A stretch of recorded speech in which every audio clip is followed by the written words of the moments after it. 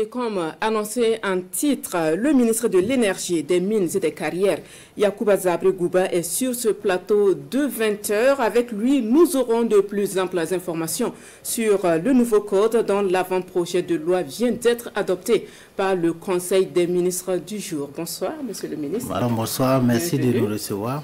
Avant tout, pourquoi un nouveau code? Quels sont les objectifs qui sont visés à travers l'adoption de ce nouveau code minier? Merci madame, merci pour l'occasion que vous offrez au gouvernement pour communiquer sur les importantes décisions de ce Conseil des ministres d'aujourd'hui.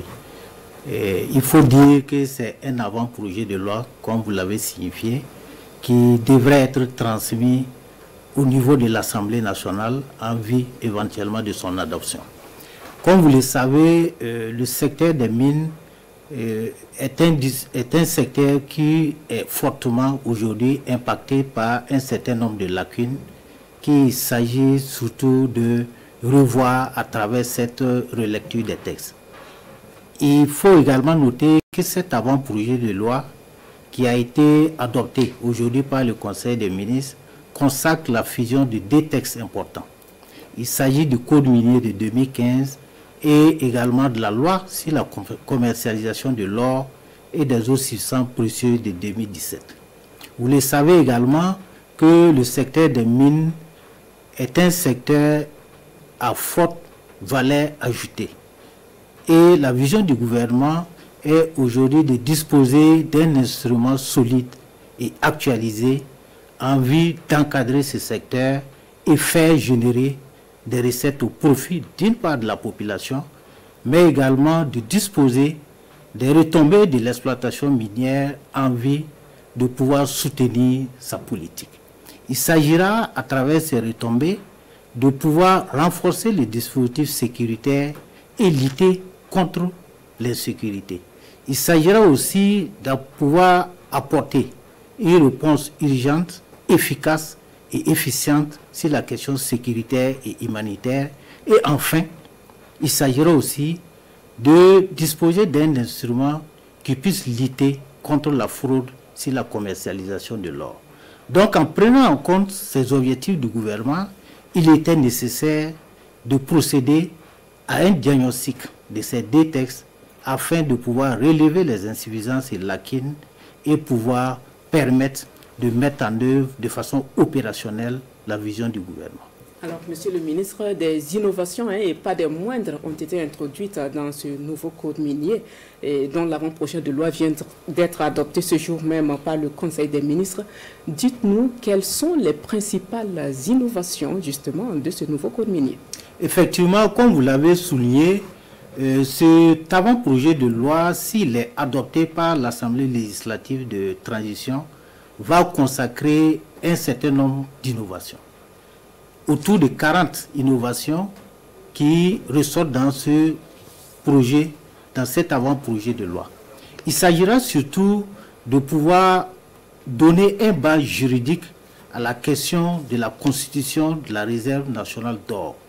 Donc cet avant-projet de loi pose déjà le principe pour la constitution de la réserve d'or, mais également la contribution de l'ensemble des acteurs du secteur minier à cette constitution de la réserve d'or.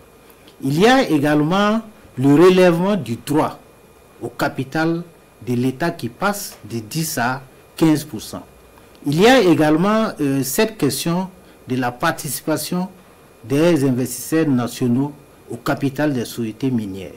Il y a également la question sur la commercialisation de l'or au niveau intérieur des comptoirs, des exploitants artisanaux, mais également de tout ce qui est acteur au niveau du secteur minier. Et à travers ces innovations, il s'agira surtout de faire profiter la structure de l'État qui a été mise en place. Je vais parler de la Société nationale des substances précieuses qui aura le monopole en matière d'exploitation de l'or pour ce qui concerne les semis artisanales, tout ce qui concerne également les exploitations artisanales de l'or. Enfin, il y a d'autres innovations, non des moindres, qui concernent cette question de pouvoir, cette faculté que l'État aura de pouvoir se faire payer ces dividendes en nature, en fonction de la nature de la substance extraite ou produite par les sociétés minières. Mais quel est le sort qui est réservé aux contrats en cours d'exécution avec les sociétés minières installées au Burkina, ou si vous voulez, quelles sont les implications? Certainement, il y a des implications. Cet avant-projet de loi, s'il est adopté par l'Assemblée, dispose dans ses dispositions transitoires que le dit code soit applicable aux sociétés minières en activité, notamment en ce qui concerne les questions liées aux taxes, les questions liées aux redevances, mais également un certain nombre d'éléments liés à des exonérations en phase exploratoire.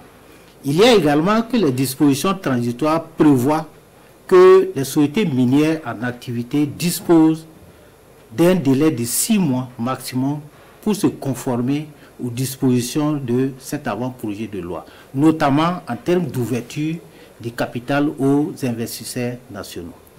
Merci, monsieur le ministre de l'Énergie, des Mines et des Carrières, d'être passé nous édifier sur l'avant-projet de loi sur le nouveau code minier, dont je rappelle vient d'être adopté par le Conseil des ministres du jour. Merci de rester avec nous pour la suite de l'édition. C'est nous qui vous remercions. Et je précise que vous venez tout droit du Conseil des ministres.